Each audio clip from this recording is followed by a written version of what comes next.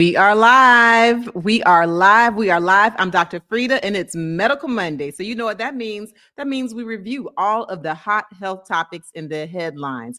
Today, we're going to start off with my favorite game, Myth versus Fact, and we're talking about Serena Williams. Did she bleach her skin? Well, we'll get into that, and we'll talk about how she clapped back at the people. We'll also talk about skin bleaching and whether or not it's safe. So we'll do a series of Myth versus Fact when it comes to skin bleach. And then we'll talk about Zepbound versus Wegovy.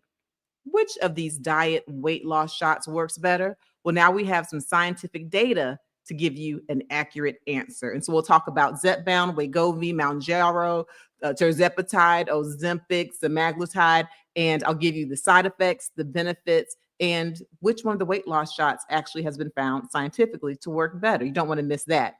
And then we'll talk about Nick Cannon. You know Nick Cannon, actor, singer, comedian, business mogul, and of course, the ex-husband to Mariah Carey. Y'all know he has 12 kids from 6 different women. Anyway, he has come out and shared that he has a diagnosis of narcissistic personality disorder. Is narcissism just a read, or is it a real mental medical diagnosis? We'll get into it today. Lastly, we'll talk about Eminem's mother, who lost her life at the age of 69 to lung cancer. We'll talk about signs and symptoms. And very importantly, we'll talk about who needs to be screened. Do you need to be screened for lung cancer? Then my favorite part, the live Q&A. Go ahead and get your questions together because I'm giving you answers. Live Q&A right here.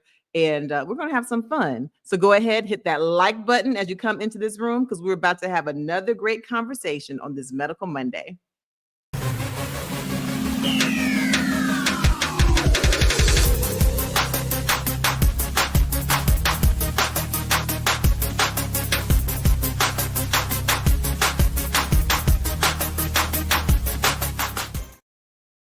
We are live. We're live on this Medical Monday. I'm Dr. Frita, and this is Medicine in the News, where we get into all the hot health topics in the headlines. Go ahead and hit that like button because we're giving you evidence-based medicine.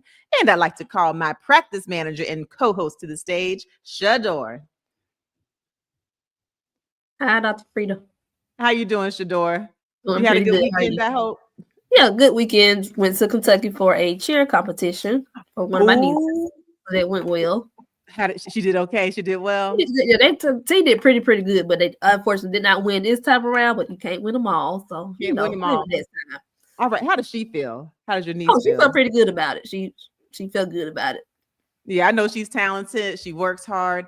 And I think it's important for kids to learn that, like you said, you can't win them all. I think that a lot of my success is based on my losses. You know, by the time you look at my resume, you just see all of the highlights and the great things, because that's all I'm going to put on the resume. But truth be told, you're not going to see when I lost 6th grade president. You're not going to see when I got 2nd place at, in homecoming court. You're not going to see when I was 2nd place at Florida State University as homecoming princess. You're not going to see, places where I outright just didn't get accepted. But when you lose certain things, when you run for an office as a kid and you lose and you look up and you realize, okay, I didn't win, but I actually got out there and tried, which gives me edge up on everyone else who sat at home. So I think that learning how to lose is the best way to win. So good work. I'm proud of her. And she's still, proud of herself. She's proud of her team. She felt like they did a great job. So that's good. That's good.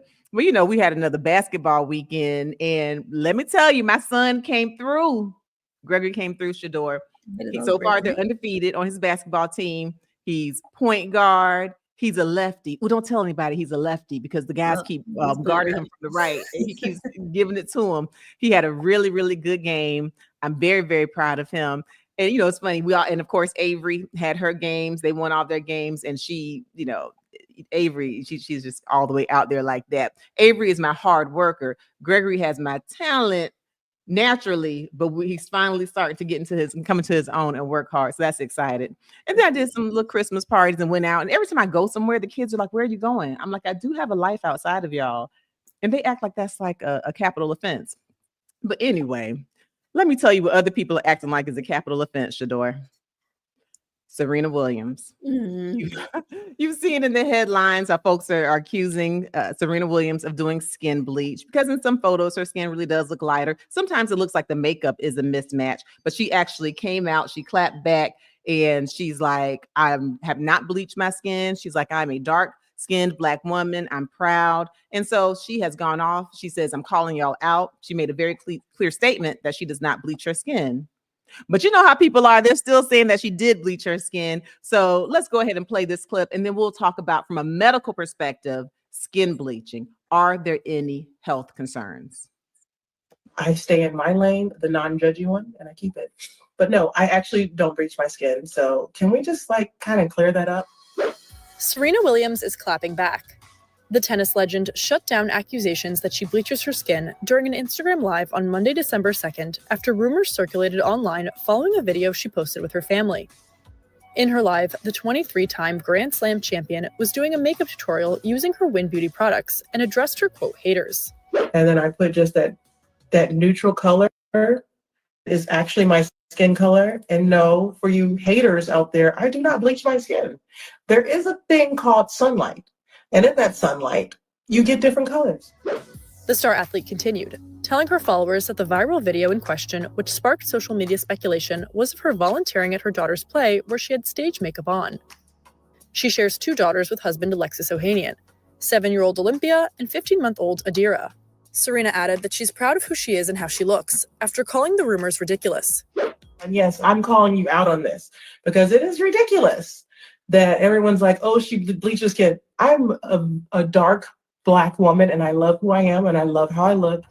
The 43-year-old also said that she's not one to judge other people's choices. And that's just not my thing. And if people do it, that's their thing and they have every opportunity and they should. I don't judge, but you guys do. But that's what this world is about. And I stay in my lane, the non-judgy one, and I keep it. But no, I actually don't bleach my skin. So can we just kind of clear that up? All right. Well, she told y'all off. Okay. Skin bleaching. Shador, who was the first person in the chat today? Shador, are you on mute?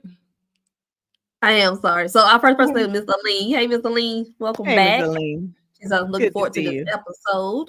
Oh, yeah. We're going to have a good discussion. We'll have a good discussion. And a couple shout outs to our members only, Dr. Frita, that chimed in as a hello this morning. So this afternoon, Miss Kim. Hi, Miss Kim. Thank you for being a member. Oh, we're going to have our members only live Q&A next week. Okay, but I'll be giving you the notification. All right. Hi, Dietrich. Hi. And Miss Rosalind.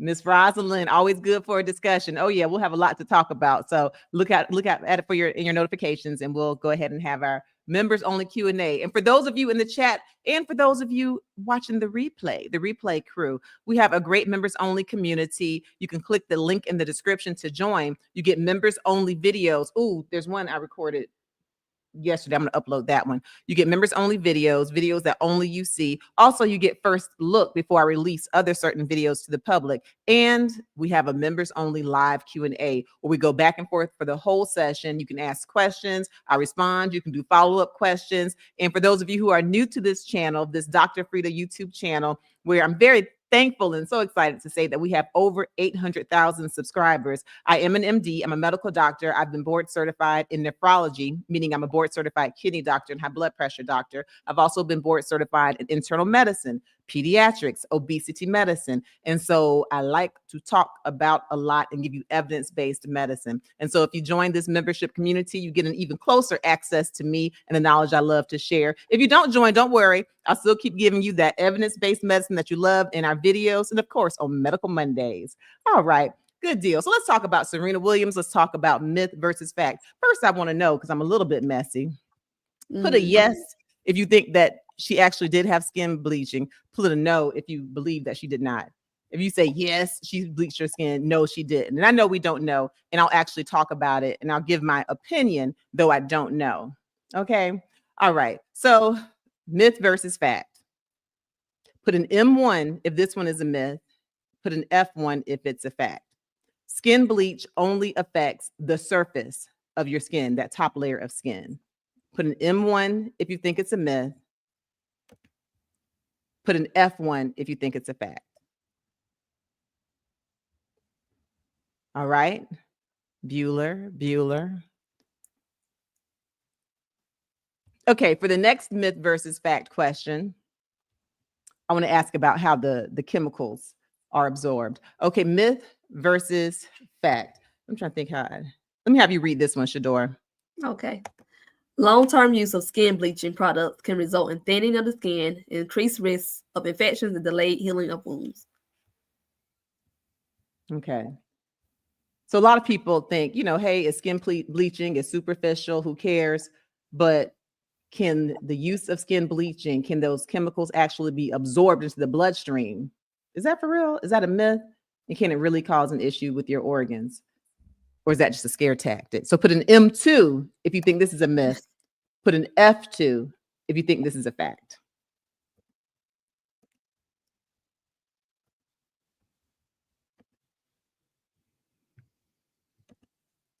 M2 if you think this is a myth. If you don't think that the skin bleaching chemicals can actually affect the skin, put an F2 if you think it's a fact. If you think it's deeper than the skin. Beauty is not only skin deep, it can affect everything. All right, and the last myth versus fact, y'all know this is my favorite game. The last one, only dark-skinned people use skin bleach. Okay, skin bleach is only used by dark-skinned people. Put an M3 if that's a myth. If you like, that's a lie. Put an F3 if that's a fact, that only dark-skinned people use skin bleach. All right, pencils down. Now it's time for the moment of truth. Okay, the first thing I want to know, Shador, from my messy med heads, I want to know who put a yes, they do think she's bleached her skin versus no, they don't believe Serena Williams bleached her skin. Yes, so a couple chimed in with the yes or the no. First one, Miss Brady Bunch Show says yes. You say yes. Oh, that's so messy. She told y'all she didn't. All right. Miss Supernova also says yes. Oh, Supernova says yes. And also, for those of y'all med heads, please feel free to comment on some of the things that you think will cause some people to bleach their skin, kind of some of the societal pressures, the beauty standards. And if you have any stories about yourself that you want to share, remember the whole world can see now. HIPAA is not in effect here. There's no privacy or this YouTube live channel. Oh, if you do want privacy, then we could do telehealth one-on-one conferences. But, or if you know of any family members who've bleached, friends, and if you want to put a little commentary, then we'll get into it either now or maybe at the end we do our live Q&A. Anyone else? Does anyone else believe Serena Williams that she did not bleach her skin? Y'all so, I want to chime in about whether or not they believe her, Dr. Frita. No one said no? Okay. All right. So let's go through the myth versus fact. And I'll give you my take on it. And of course, I don't know. I'm not her doctor. I don't have privy. All I know is what she shared with us. And of course, the photos that we've all seen. But I definitely do have a weigh in. All right. So let's go for that first question. Put that first question back up again, please, Shador. And let me hear who said it was a myth, who said it was a fact. All right. Skin bleaching only affects the surface of your skin. All right. All right. So we have Sharon says a fact. That it only affects the surface. Okay, Sharon. Planet Life also says fact. That it only affects the surface of your skin. Okay. Randy. Oh, he said F1, but he meant myth. So, Randy thinks it goes deeper than just the surface of the skin. Okay. And Kim also says myth. It's a myth. Kim said it's a myth. All right. All right. Well, guess what? It's a myth. It's a myth. Even though you only see what's on the surface of the skin bleaching can definitely affect deeper layers of the skin, and it can be absorbed in the bloodstream, and it can affect your body. So when you talk about skin bleaches, there are different kinds, Shador. Oh my goodness. So you have hydroquinone, which can decrease melanocyte production, decrease melanin production, okay, thus causing you to have a lighter hue of skin. So that's a really popular one. And then you have some steroids that can help when combined with the hydroquinone. And then when you're dealing with some products which are not approved here, but especially if you get skin bleaching products from some other countries, they may even have mercury or arsenic in them.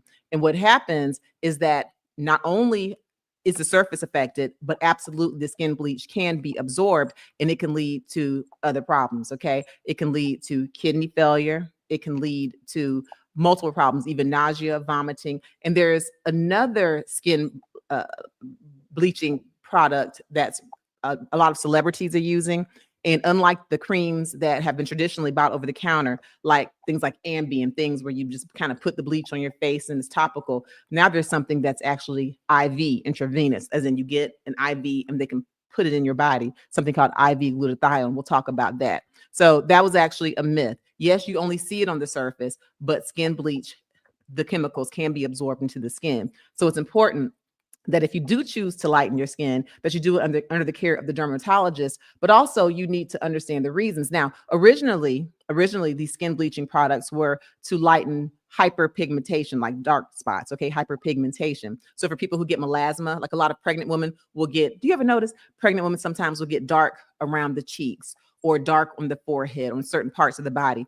And the skin bleaching, like the hydroquinone, can help with that. Or if you just have different dark spots for other reasons, just unevenness. That was the original, thought behind skin bleaching. But when you bleach the entire skin, you make those efforts of putting topical or even IV skin bleaching, then, you can get into other problems. Okay, we'll talk more about it. Let me hear what they say for this question number 2, myth versus fact. Yes, question 2 again. Long-term use of skin bleaching products can result in thinning of the skin, increased risk of infections, and delayed healing of wounds. So, chiming in was, let me go back up. H. Jones says fat. That's right. Mm-hmm. Deborah says it's a fat. Sherry also says fat. Yeah. Yep. So the skin bleaching, as I was just discussing, can absolutely be absorbed in the bloodstream. And here's what's really dangerous. So if you especially get your products kind of off what's approved, or in other countries where you don't necessarily know how they approve the ingredients of skin bleach, you may get mercury or may get arsenic. Now, if there's mercury in the product, that most definitely can be absorbed in your bloodstream and can be toxic. It can cause issues with nausea, with vomiting. It can be very toxic to pregnant women and to unborn children. It can cause mental issues. Okay. So mercury poisoning, mercury toxicity is a big deal. And what's really frightening about the mercury, not only if you're the one using the skin bleach, can you be affected, but mercury vapors can actually be inhaled by family members. Or if you're holding your baby or you're holding a child cheek to cheek, the child can absorb mercury. So if it's a product that contains mercury, that's a huge red flag. And depending on where you get the product, you may not know, which is again, why if you do make a choice to do some skin lightening, which we need to talk about why you want to do skin lightening, do it under the supervision of a dermatologist. Arsenic has been found also in some skin bleaching products. Again, that's not approved in the United States, but of course, arsenic is something that can cause multiple problems, including cancer or even leading one to be unalive. Certainly can cause neurological nerve problems like a neuropathy. And so, yes, substances in skin bleach can be absorbed in the skin. They can cause damage, even cause kidney failure or liver disease. So that's real. The other thing that's probably going to be a little more common, especially in some products that are sold in the United States, thinning of the skin. Okay. And have you ever seen someone who has skin that looks thin, where you can easily see the vessels on their face? Mm-hmm. A lot of times, using skin bleach can lead to that. It can also lead to ulcers, especially if you have the hydroquinone with steroids, with prednisone. So you can get ulcers in the skin, unevenness, patchiness of the skin, all of those things. And with steroid use, you can get a steroid-induced acne. Okay, you're trying to skin bleach for whatever reason, then you end up getting acne, patches, and all of these things. Okay, so again, the skin bleaching, you have skin bleaching, skin lightening. So the skin bleaching, we ideally think of the goal being to lighten all over your body, to make your skin lighter than what your natural skin tone is. When you think of certain skin lightening procedures, you think about just going through and correcting hyperpigmentation, like correcting dark spots, things of that nature, like melasma. Okay. And either way, again, I can't stress enough, you want to see a dermatologist for these things. But I want to know, Shador, has anyone weighed in on kind of some of the reasons in the psychology? Oh, first we'll do the last one. We have one more, right? Of the myth versus fact. Mm-hmm. Only dark skinned people use skin bleach. All right, M3 versus F3. Who weighed in? Purple Onion says myth. Myth. Ooh, purple onion, but why would a lighter person use it? Why? Why purple onion? Ooh, purple onions are really good for you. Okay. Like red onions, purple onions, they are loaded with phytochemicals. And for my next YouTube video that I'm going to be posting, I talk about onions and their use. Okay, purple onion. I like your name. David says fat. It's a fact that only dark-skinned people use skin bleach. And if you're light, like why would you use it? Okay. Kim says myth. She says myth. Kim. All right. Who else? And Miss Sherry says a myth. She said it's a myth. How interesting. Okay. So I agree, Kim, Miss Sherry. It is a myth. It is a myth. It's not only dark-skinned people who use skin bleaching. You have many people who would be considered objectively to be of lighter skin who also use skin bleaching products, and not just for picking up sores, not just for correcting hyperpigmentation. You have people who are considered to be of lighter skin who still want to be even lighter. Why? Because we have so many societal norms, sadly, that have caused people to have a lot of self-hate about their skin. You have cultures where it is considered to be beautiful if you have fair skin, white skin. We certainly know our history here in the United States where, being a dark-skinned person, not just a black dark-skinned person, but being someone who's Latino and dark skin, being someone who's Indian and dark skin. In fact, if you look at the Chinese culture, according to the World Health Organization, 40% of people in the Chinese culture use skin bleaching. Okay. So even ones who tend to have a lighter skin, certainly compared with what we call people of color or black people or some of the darker Latino peoples or Indians, a lot of the people who are of Chinese heritage and have what most people would objectively call light skin will still use skin bleaching products just because having light or fair skin just over the years has been considered to be something that is superior. And it really is just a great psychological trick, right? Because who decided that light skin was superior to dark skin? But you have people who will go through all lengths, spend all kinds of money, and take all kinds of risks. I remember growing up, Shador, and I don't know if in your generation you saw this, but in mine, I would see, it would usually be ladies, right, who would have bleach on their skin, but they would only put it on their face. And so they would have dark necks, dark hands, dark arms, and really light faces. And I would look, I was like, that always made me very sad because all the skin bleach in the world cannot get rid of any type of a self-hate that one has. And so if you're someone who wants to skin bleach, then make sure that you check everything out inside and out. You speak with your physician, speak with the mental health therapist, and find out what it is that's making you want to lighten your skin. Now, if I'm honest, commercially speaking, you really do see a lot of times that people who are of lighter skin get more jobs. Specifically, like I know growing up, the video girls, most of the video girls back in the day were of lighter skin, biracial. And so if you look at it objectively, it's not necessarily someone having low self-esteem or feeling bad about themselves, but they may say, you know what, I get more jobs, I get more gigs if I have lighter skin. So it becomes a greater problem, a societal problem. But do understand that if you're doing skin bleach, especially if you're not doing it under the supervision of a physician, there are potential health risks, and you want to make sure that you find out. And then the last piece I was talking about was the IV glutathione. You might look at some celebrities. I'm not going to call anybody out. You might look at some celebrities and you think, I know I'm not crazy. That person used to be dark skinned. Now they're not even medium brown, they're light skinned. Yeah, where there are certain IV injections, something called glutathione, which is an antioxidant and something that is it's anti-melanogenic. It fights melanocytes or melanin cells. And so diffusely throughout the body, you can become light with these treatments. There's oral treatments, there's IV treatments, and dermatologists can and do give this to people. So if any of you have been scratching your heads, like, why are all these celebrities getting light? It's not in your head.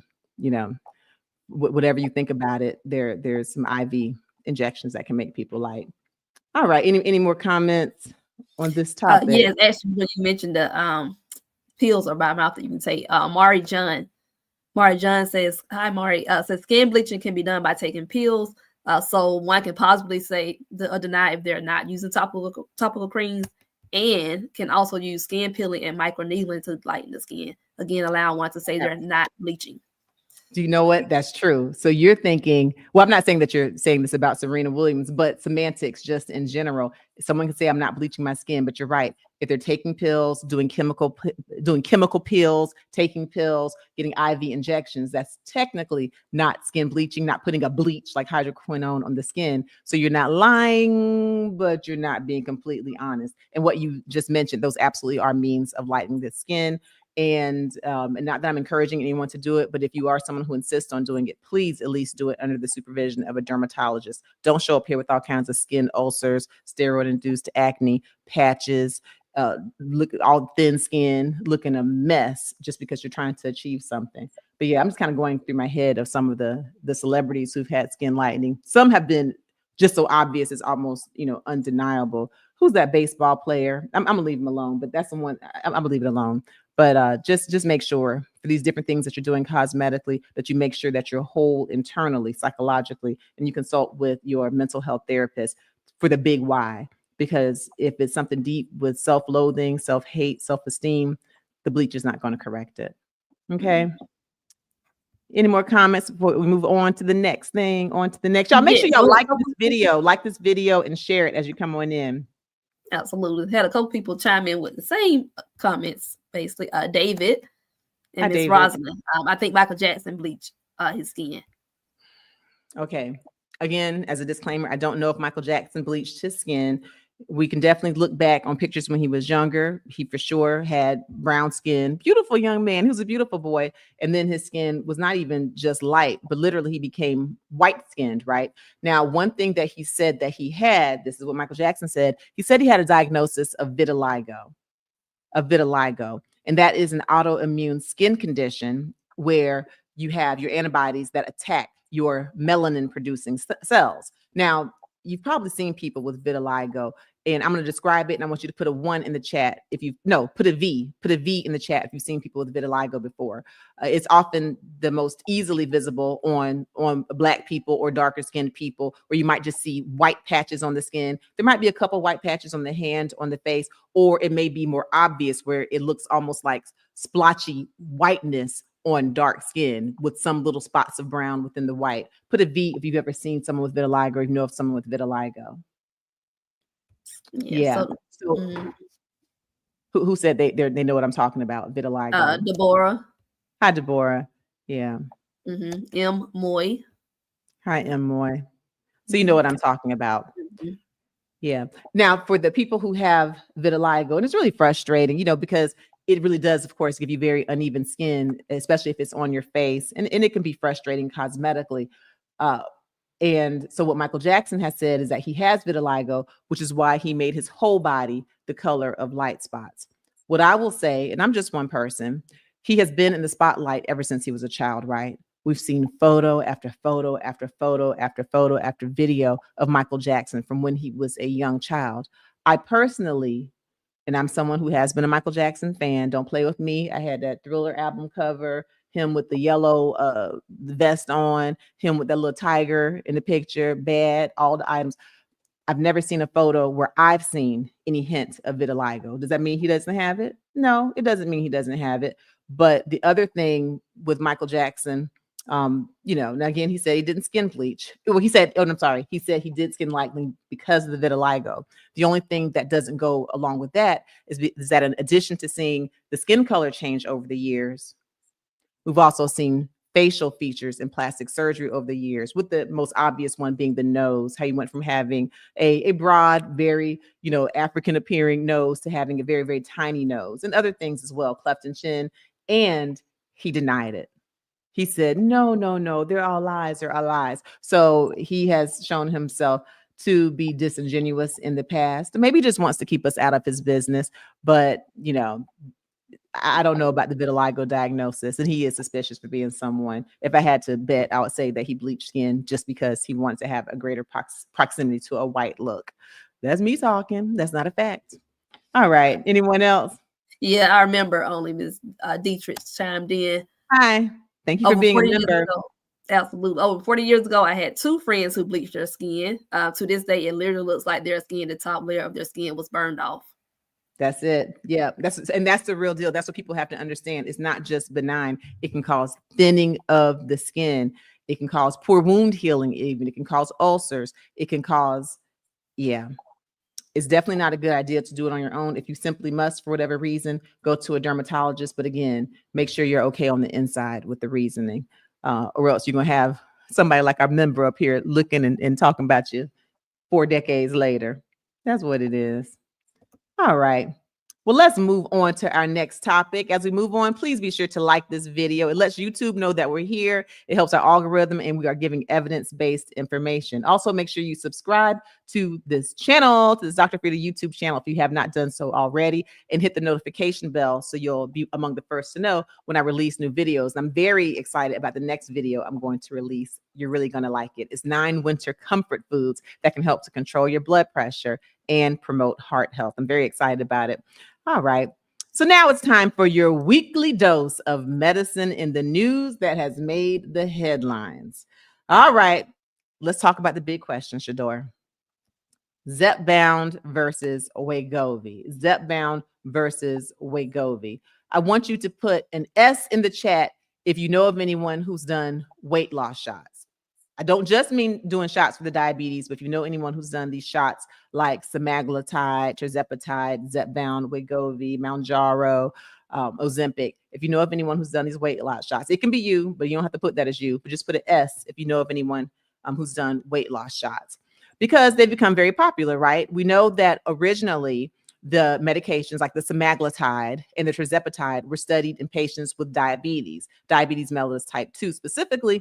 And during the studies, while they found that the medications, the injections were masterful in helping to correct diabetes, okay, and improving blood sugars, improving hemoglobin A1Cs, they had a side effect of weight loss, okay, of massive weight loss, which became really popular, especially among celebrities initially, because you could get the weight loss and your blood sugar would not necessarily drop down to the ground. And so it was a really kind of a quick way to lose weight.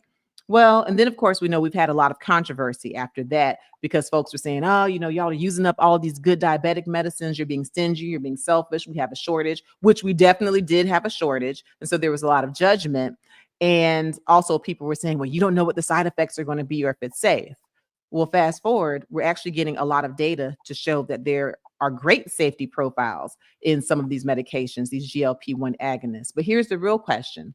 So Ozempic and Mounjaro were the medications for diabetes, okay? They had off-label use for losing weight, but they were actually meant for diabetes.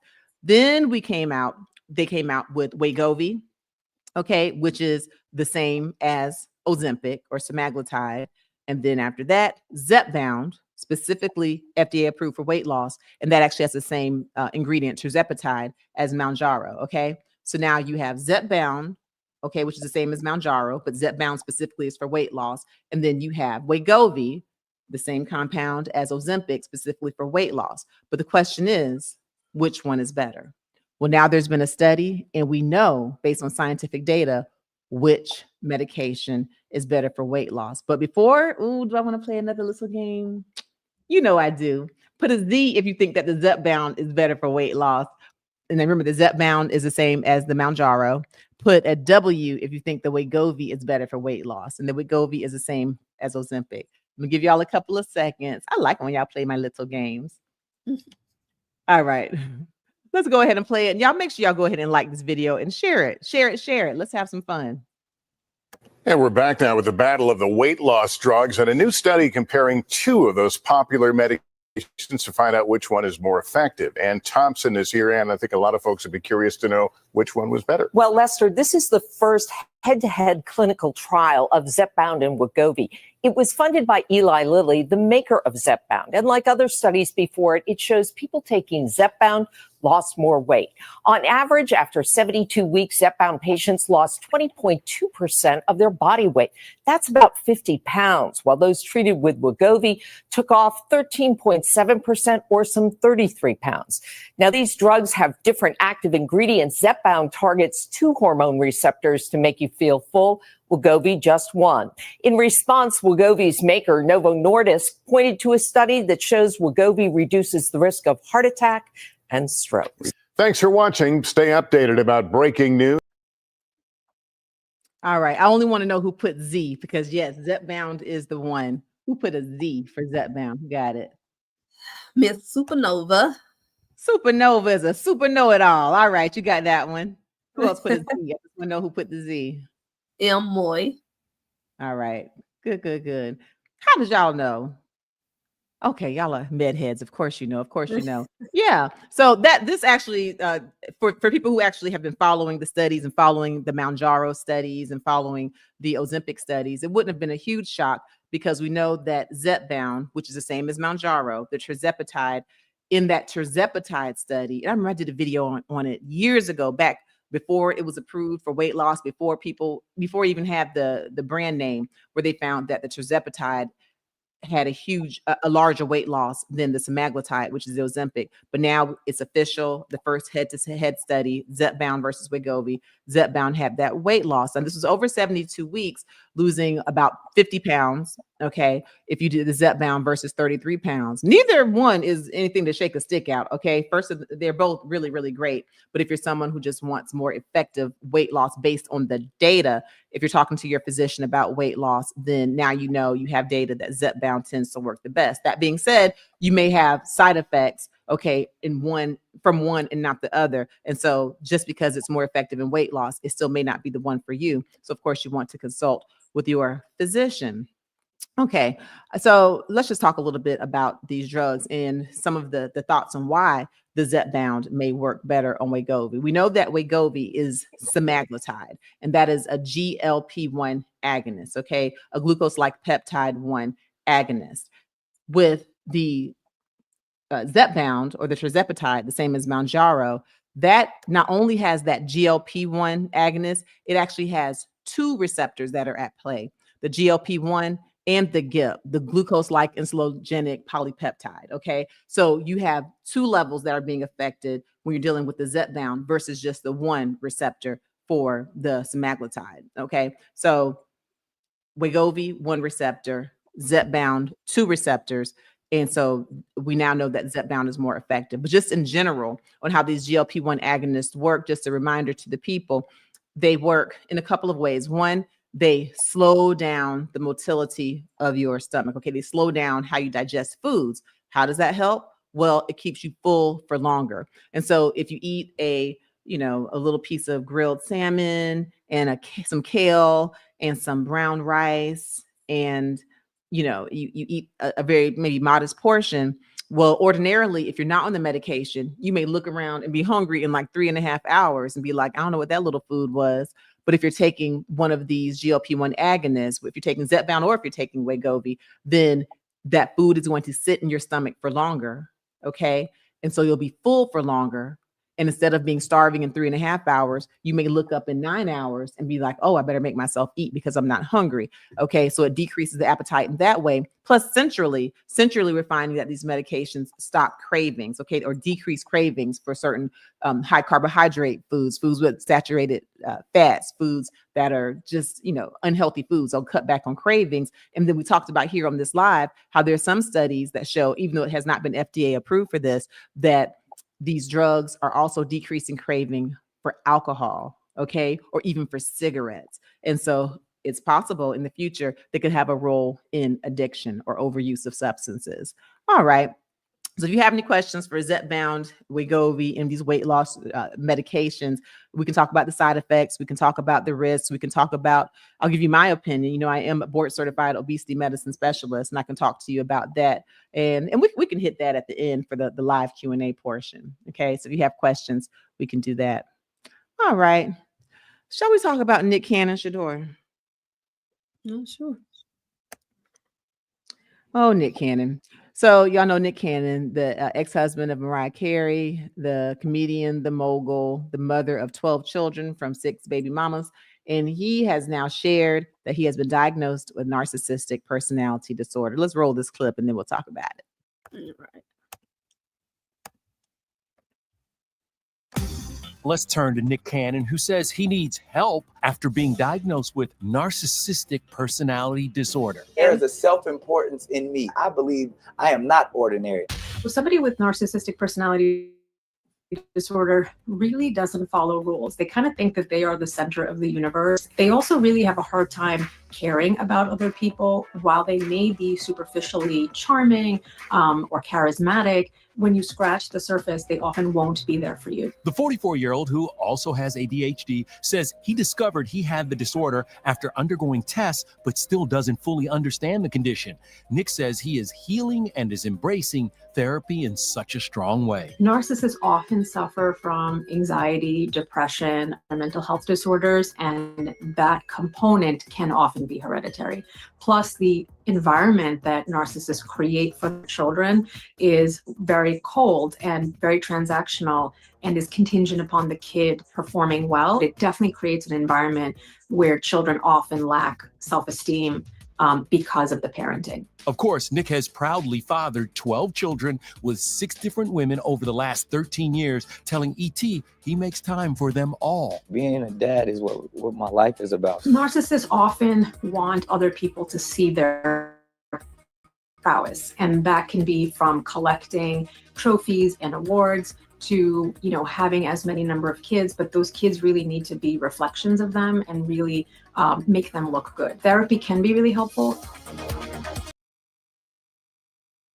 And there you have it. And there you have it. I want you to please in the chat, put a 1 in the chat if Nick Cannon's diagnosis of narcissistic personality surprises you. Put a 1 if it surprises you. Put a 2 if you're not surprised at all. And put a 3 if you don't believe it. So 1 if his diagnosis of narcissistic personality disorder surprises you. Put a 2 if you're not surprised. If you're like, I could have told you he was a narcissist. And put a 3 if you're like, I don't believe that. He's just talking about something. I remember there's been different celebrities who've said that they've had sex addiction, which is a real thing. I remember Usher said that he had sex addiction after he, had been apparently unfaithful in a relationship. And a lot of people were like, I don't believe it. I don't believe it. Sex addiction is a real thing. But put a 1 if you were surprised, a 2 if you were not surprised, a 3 if you're like, I don't believe it. What do the people say? I'll talk about narcissistic personality disorder, give them a chance to weigh in. So it's not just a read. There is definitely an overuse of the word narcissism. If someone does something selfish, you're just a narcissist. Or if you find out that somebody's cheating, a man is cheating, a woman is cheating. Oh, she's so self-centered. She's narcissistic. Oh, you're narcissism is not simply being stuck on yourself or conceited, as was outlined in that clip. It actually is a real mental health disorder, a real mental diagnosis. We don't know all of the risk factors. We think that there can be some environmental factors, certainly how a person was raised, or there could be nothing that we see that would lead someone to having narcissistic personality disorder. But one of the theories, if you're someone who was raised in an overcritical environment, or if you were someone who was coddled, okay, and built up really higher than what you deserved, either way, it could lead to a narcissistic personality disorder. More males than females have narcissism.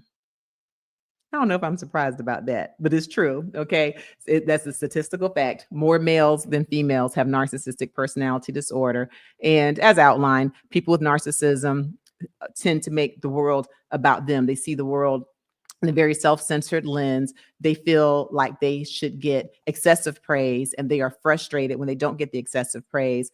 Even for the achievements that they have, they tend to build them up to try to make them higher than what they are. I've got the best house ever. I just gave the best speech ever. We've got the best economy ever. You'll hear people build things up even higher than what is actually factually backed up. You also find that people with narcissistic personality disorder believe that they should receive special attention, praise, even when it hasn't been deserved. Someone with narcissistic personality disorder might have no problem, skipping line constantly at Disney World or Six Flags because they believe they deserve to be at the front of the line. Like there's no kind of an empathy for the people who've been waiting for hours. Someone with narcissistic personality disorder may feel like, they should not have to, wait their turn or be considered with everyone else to get into a school. And I don't just mean little one-offs here and there, but just consistently, they always feel like they deserve the best. They deserve the special privileges, even when there's no specific merit to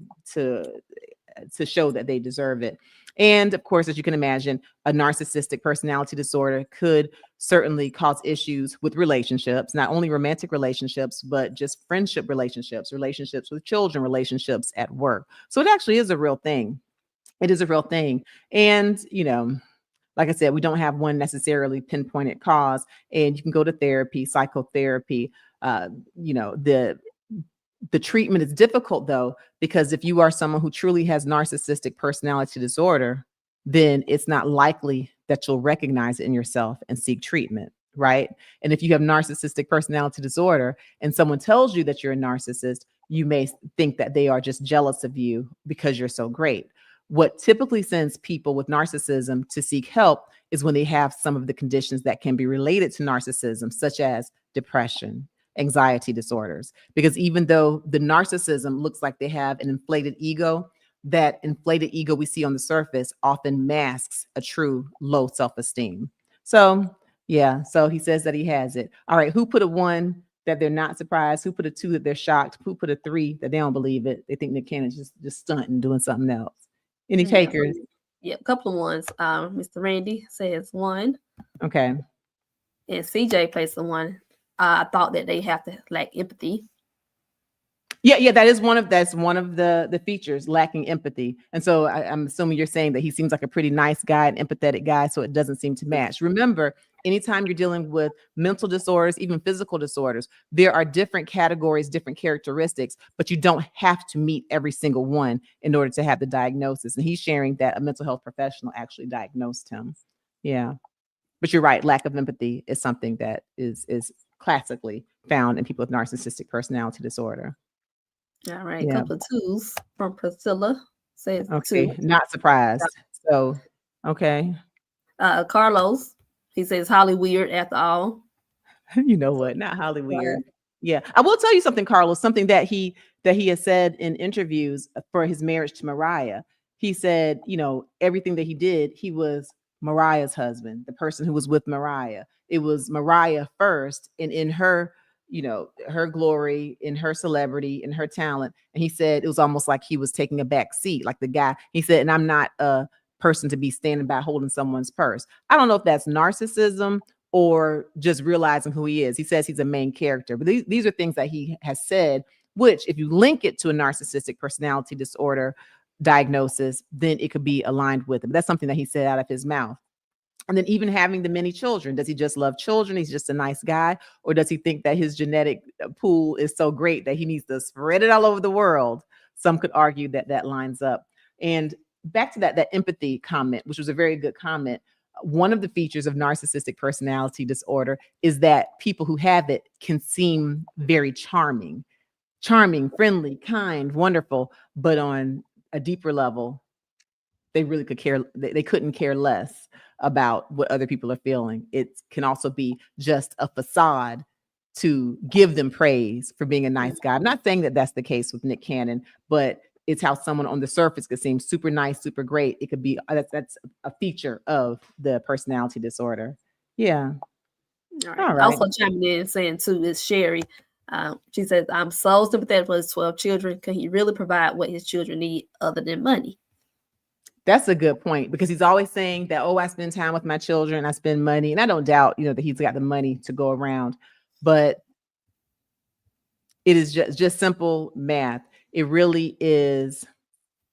If you have 12 households, or I guess maybe he has 6 households, it would be difficult to spend the same amount of time as if you had 1 or 2 households. Now, in him flying around and making the effort, is he spending more time than some men who have 1 household spend?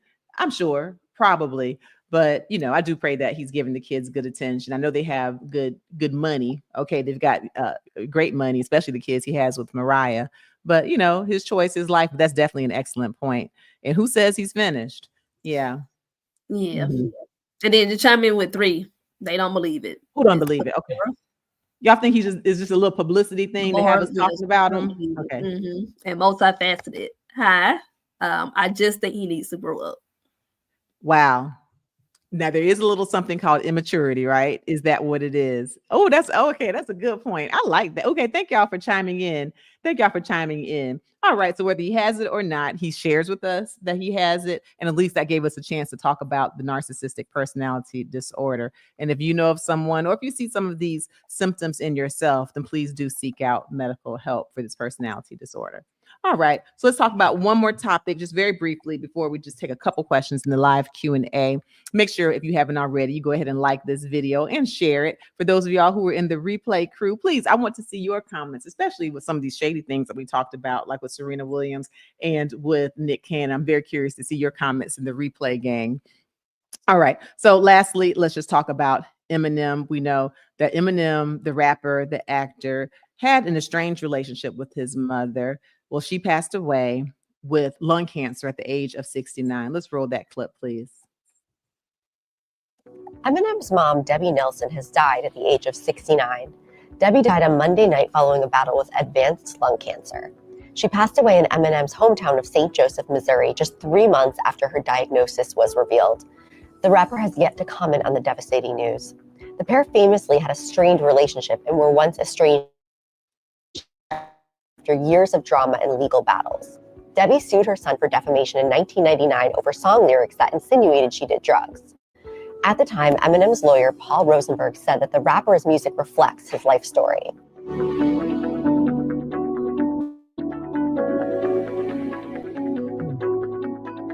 Okay.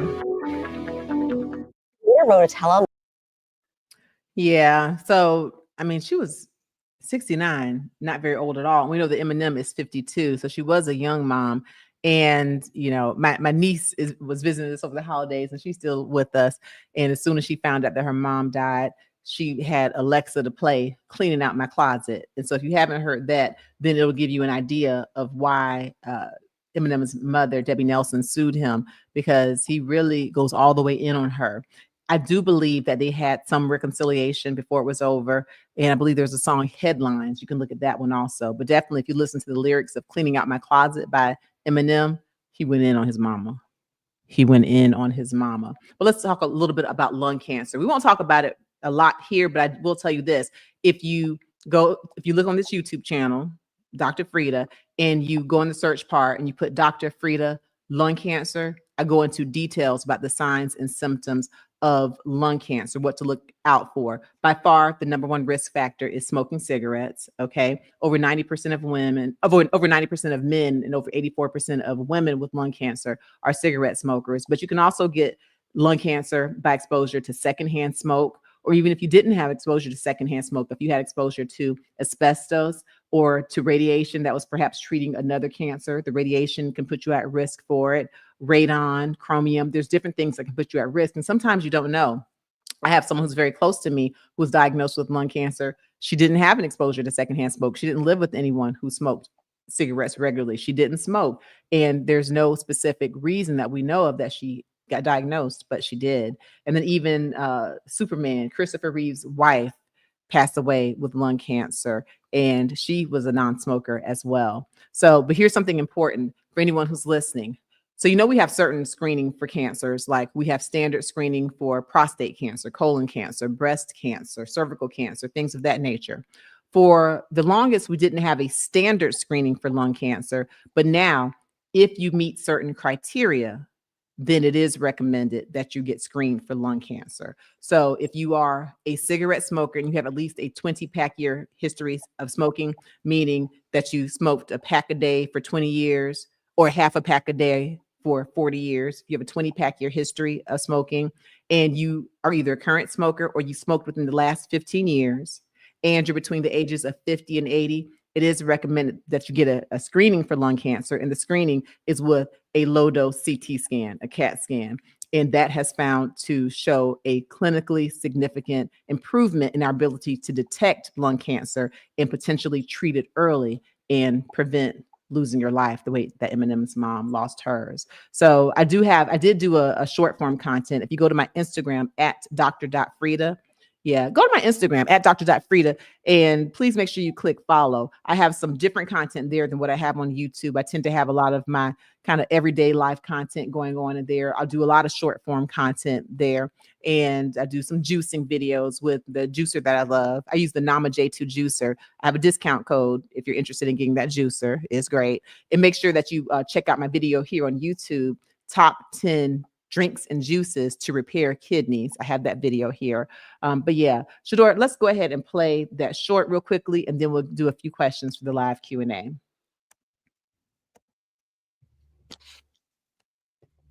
Eminem's mother, Debbie Nelson, has passed away at the age of 69 with lung cancer. I'm Dr. Frita, and here are 5 things to know about lung cancer.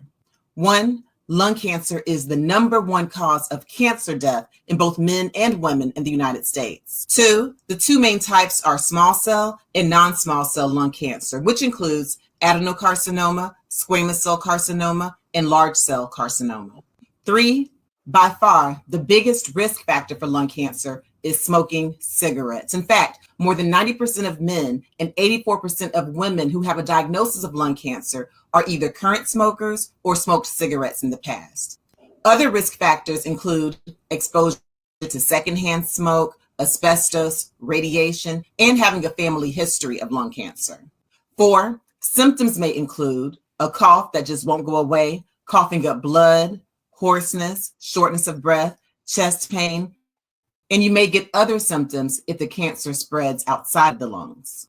5, the good news is that we do have screening for lung cancer. It is recommended that you be screened with a low-dose CT scan if you are between the ages of 50 and 80, and if you have at least a 20-pack year history of smoking cigarettes, and if you are either a current smoker or have smoked within the last 15 years. Yeah, so that's a short form content. Again, you can go to Instagram to find that. But for the longer video that I have on lung cancer, right here on this YouTube channel, lung cancer, if you put in the search bar, Dr. Frita, lung cancer, signs and symptoms, you'll get more information on it. All right. Well, let's go ahead and get a few questions in. So we'll just get a couple of questions here on this live Q&A. But if you want to have more time for live Q&A, make sure you click the link in the description and join our members only community, where I give you monthly live Q&As where it's just us, just the members and me and Shador, and we go back and forth. You can ask your question, you can ask follow-ups. And again, remember, I am Dr. Frita. I'm an MD, and I have been quadruple board certified. And so I really do love learning about medicine. And even more importantly, I love sharing my information. And so you will definitely get good quality information when you have to ask your questions. And then if you want to do something that's more one-on-one, okay, more private, then I do offer a telehealth service, a telehealth concierge service. You can click the link in the description for this. And this is where I can take my time and get a full history from you. And I can give you my information on your medical situation. Okay, that's more personal. HIPAA's in effect. Your privacy will be protected. So click the link if you're interested in that.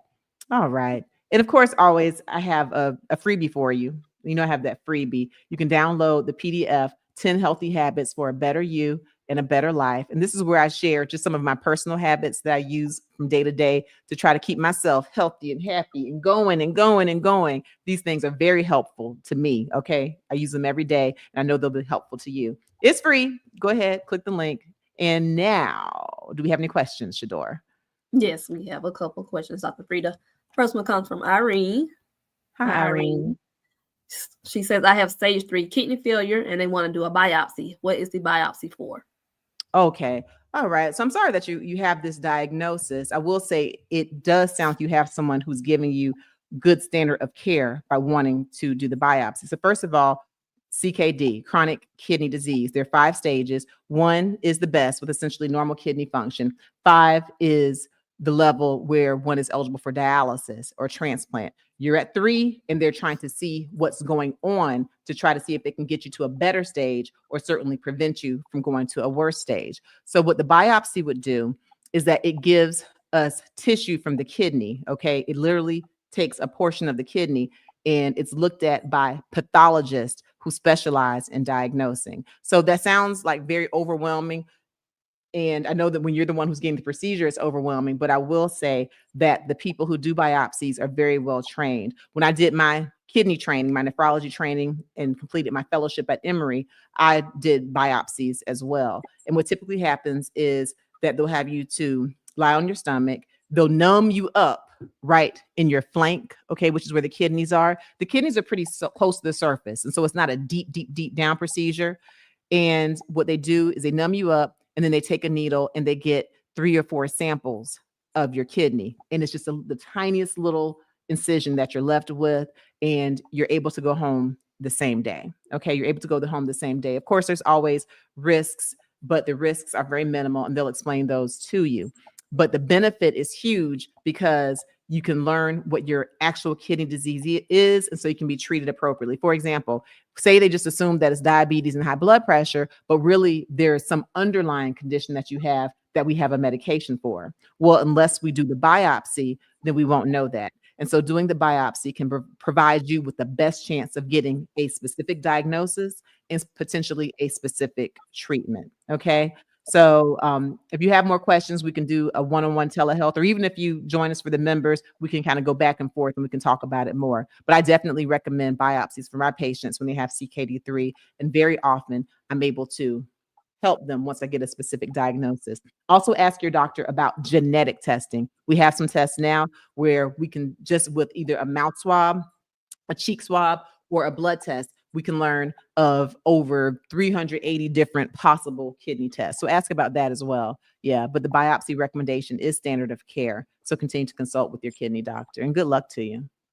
Yeah, for those of you listening, make sure you check out my videos here on this Dr. Frita channel. In fact, just go to my playlist on kidney disease, because y'all know I am a board certified kidney doctor. I have a lot of things, but I have some specifically on CKD stages, warning signs and symptoms of kidney disease. And I talk about dialysis, peritoneal dialysis. I talk about hemodialysis. I talk about foods that can help to repair kidneys, drinks and juices that can help to repair kidneys, exercises, all of it. So I have a wealth of information right here on this channel. And if you haven't already, make sure you join our now over 800,000 subscribers on this YouTube channel. You know, I really do make a great effort to give you evidence-based information in a way that's easy to understand. Yeah. All right, Dr. Frita, I'm gonna ask you a few questions regarding the weight loss shots. Okay. The first one comes from M. Moy. Hi, M. Moy. Are there side effects for people that do not have diabetes? Yes, there are. One thing that's important to note, like what you might assume, okay, which would be common sense, is that if you don't have diabetes and it's a diabetic shot, then it's going to just take your blood sugar down and you have low blood sugar or hypoglycemia all day. Oddly enough, that's not the case. Now, yes, there is always a risk of having low blood sugar, not only for non-diabetics, for diabetics as well, but that risk is very small, amazingly. If you don't have diabetes, you can take the shot and you tend to have normal blood sugars. But some of the other side effects, not just for non-diabetics, but for people in general, is that you can get dehydration. Okay. You can get kidney stones. You can get pancreatitis. If you have a history of a specific type of a syndrome, you could get thyroid cancer. You can get something called gastroparesis or paralysis of the stomach. Here's the key. With just about every one of those side effects, if you're taking the medication under the supervision of a physician, then we can largely prevent the side effects. Case in point, the dehydration. Well, just like the medications like the Zepbound, Wegovy, they're decreasing your cravings for food. Well, they also can decrease your cravings for water. And so if you're not careful and intentional about your hydration, you can get dehydrated. That dehydration can lead to kidney failure, okay? Prerenal azotemia. The dehydration can increase your risk for kidney stones, okay? But if you are under the supervision of a physician, making sure you're well hydrated, you're not likely to have that complication. Gallstones, that's another complication that can happen. It typically happens when the weight is lost too fast, okay, too rapidly. But if you're under the supervision of a physician and they talk to you about the calorie intake you should have, the protein intake, then you're less likely to have that complication, okay? Another one that people talk about is Ozempic face or Ozempic butt, where you get this really gaunt look in your face, skin starts sagging, and you just are looking older than your age and looking sickly. That can definitely happen. It typically happens if you have a decreased amount of protein in your diet, right? You're not that hungry, you're not eating much, and you're not getting enough protein. Again, under the supervision of a physician or a registered dietitian, this is something that can be prevented, because you need protein for many things, but you also need it for the collagen and the elastin in your skin to help you from getting that saggy skin. So these are just some of the general side effects. If you go to my video right here on the Dr. Frita YouTube channel, I have a video on Ozempic. Okay, you put Dr. Frita Ozempic and I give you more information. I got a lot of videos on this page. Y'all need to go ahead and subscribe if you haven't already. It's good information for you to take in yourself and for you to share. Thank you, Dr. Frita. And you answered Burn's question. I'll mention Burn's question. Hello, Burn. Hi. Burn's question was, does it affect the blood sugar if you are not diabetic? So you did answer that question in your explanation. Yeah, very good. All right. Next question from, I'm sorry.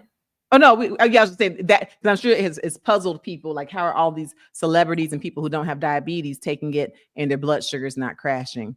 It tends not to be a major side effect, even if you're not diabetic, which is wild. All right. I'll just ask 2 more questions, Dr. Frita. Multifaceted. What are the negative long-term effects of taking GLPs? And is it true that you have to take them for life?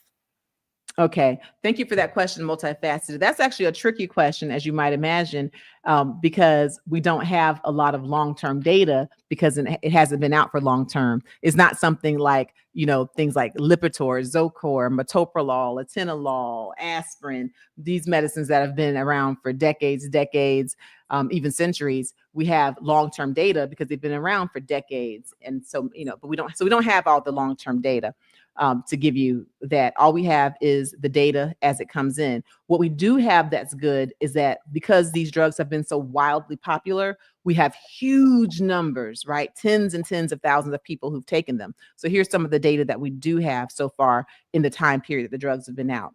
Not only do we find that there's effective weight loss with both the Zepbound and the Wegovy, with the Ozempic and the Mounjaro, with the semaglutide and the tirzepatide. They have very great weight loss effects. We also find now, and it's even on the label, that medications like the Wegovy have been associated with a decreased risk for cardiovascular events, meaning a decreased risk for heart attacks, a decreased risk for strokes. We've also found that these GLP-1 agonists have been associated with a decreased progression of chronic kidney disease. In other words, there's been an association with people who are on the medications having a decrease in CKD.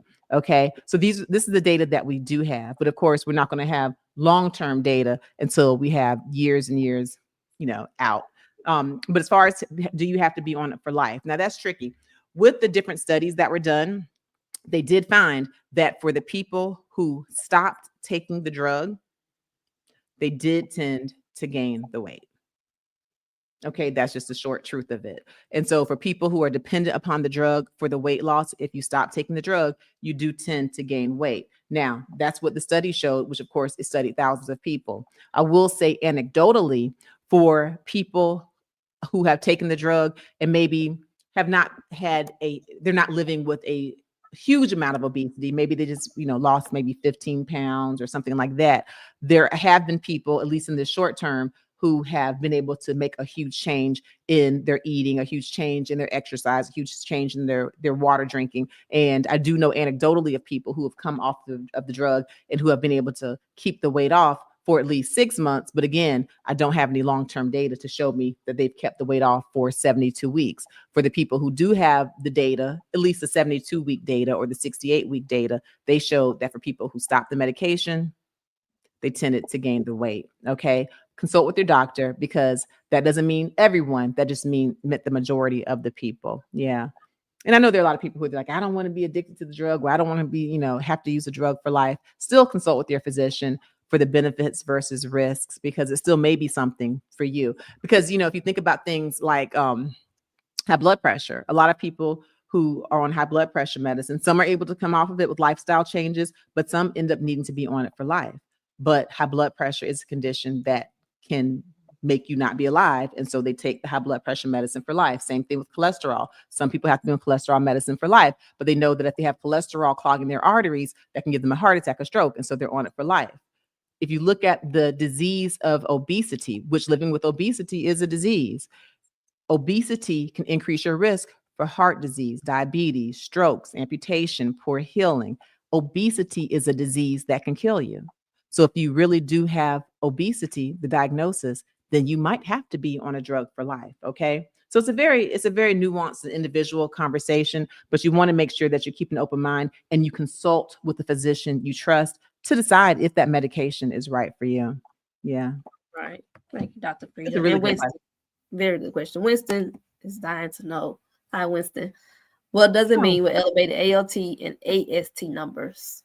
Okay, so these are some of your liver function tests, okay? Your ALT and AST, and it can mean a bunch of things. It could mean that you have NASH, okay, or a fatty liver, a non-alcoholic steatosis of the liver.